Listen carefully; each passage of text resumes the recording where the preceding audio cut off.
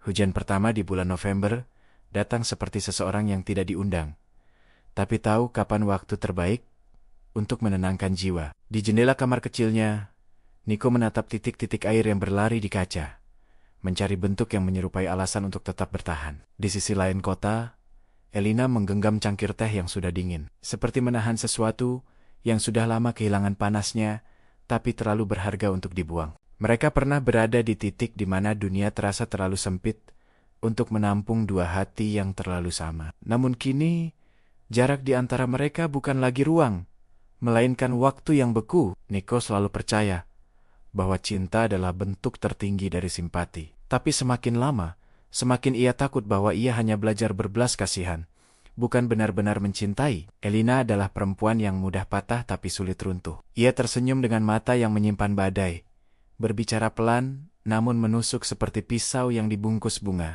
Saat mereka pertama bertemu di ruang konseling universitas, Nico tidak pernah tahu bahwa perempuan itu akan menjadi luka yang paling indah yang pernah ia simpan. Ia tertarik bukan pada keindahannya, tapi pada ketidaksempurnaannya. Ada sesuatu yang menenangkan dari seseorang yang jujur mengakui betapa ia tidak baik-baik saja. Namun, dari hari ke hari, Nico mulai menyadari bahwa cintanya tumbuh di atas tanah yang lembek, bukan akar cinta sejati, melainkan empati yang ia beri terlalu banyak. Elina sering menangis bukan karena sedih, tapi karena takut kehilangan perhatian. Ia tidak ingin dicintai, ia ingin diselamatkan. Dan Nico, dengan segala kepolosan dan rasa tanggung jawabnya, mengira bahwa menyelamatkannya adalah bentuk cinta. Waktu berjalan, tapi luka Elina tidak kunjung sembuh. Ia menggantungkan seluruh dunianya pada Nico, seperti burung kecil yang tak bisa terbang tanpa tangan yang menahannya. Sementara Nico mulai merasa lelah. Setiap aku mencintaimu terasa seperti janji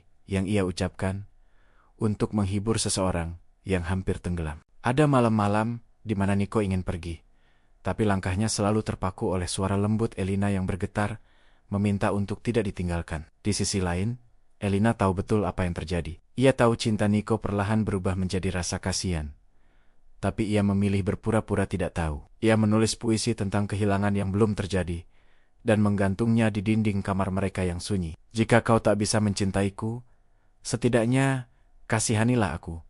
Begitu isi puisinya suatu kali. Kalimat itu menempel di kepala Nico lebih lama daripada senyum Elina sendiri. Di dalam dirinya, Nico berperang antara cinta dan kelelahan. Ia ingin menjadi pelindung, tapi perlahan ia menjadi tahanan. Setiap senyum Elina terasa seperti pengingat bahwa ia pernah berjanji akan tetap ada.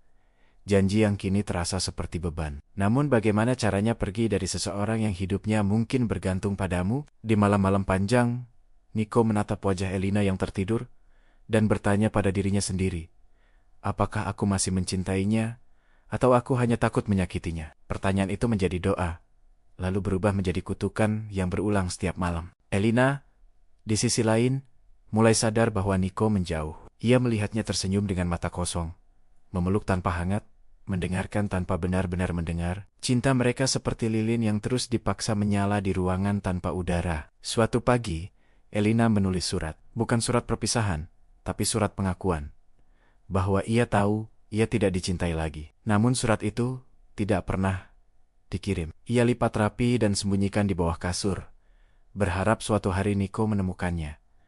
Hari berganti minggu. Mereka tetap bersama, tapi tidak lagi saling memeluk. Hanya dua tubuh yang saling menahan jatuh. Nico mulai jarang bicara. Ia hanya menatap hujan, menatap waktu, menatap dirinya yang perlahan kehilangan arah. Di suatu malam, Elina berkata pelan, "Aku takut suatu hari kamu pergi tanpa berpamitan."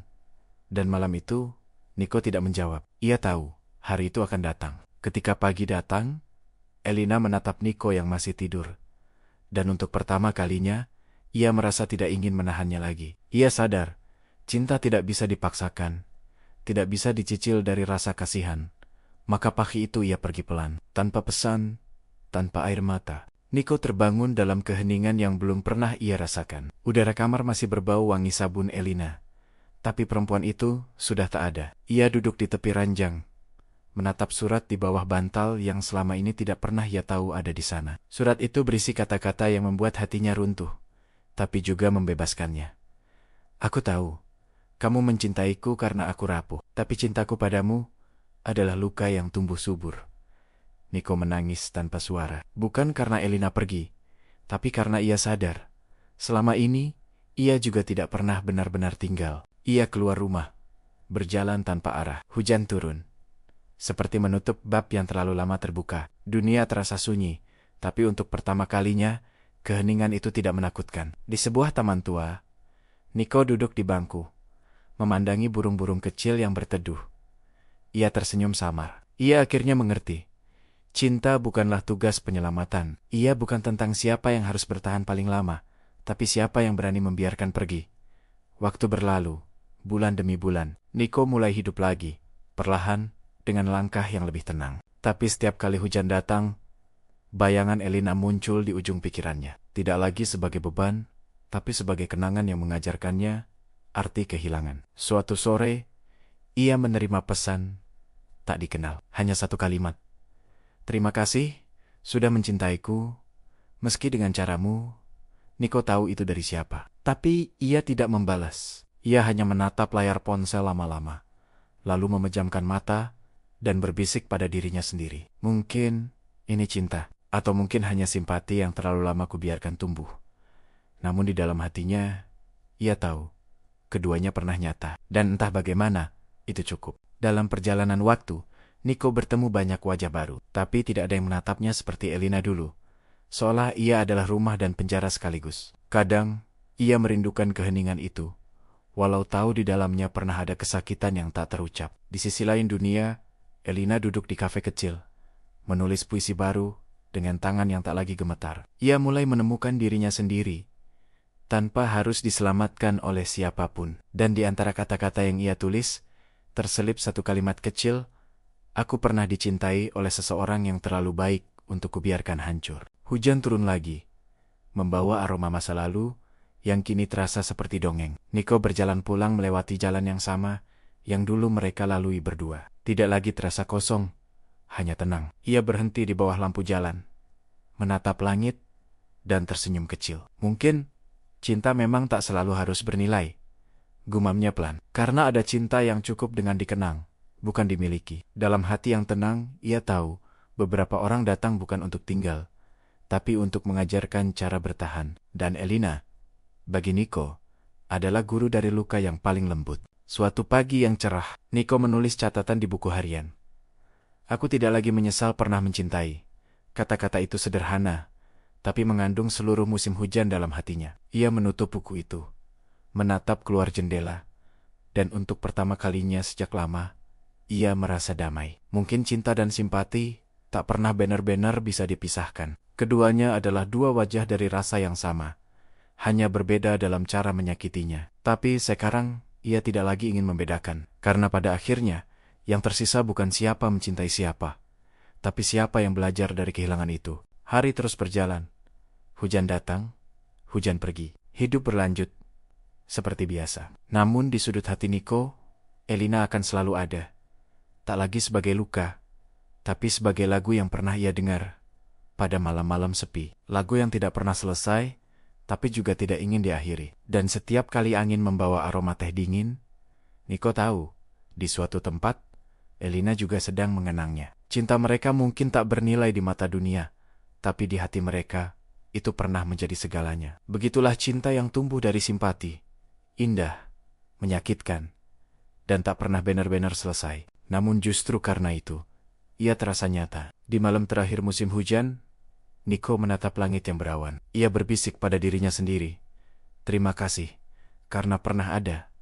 Tidak ada lagi air mata, hanya penerimaan yang lembut seperti kabut pagi. Di dunia yang terus berputar, dua jiwa itu berjalan di jalannya masing-masing, membawa potongan hati yang pernah saling dimiliki. Kadang mereka saling melintas dalam doa, tapi tak pernah lagi saling mencari. Karena beberapa cinta memang ditakdirkan untuk berhenti di titik damai, bukan di pelukan akhir. Dan di sanalah mereka berdua berdiri.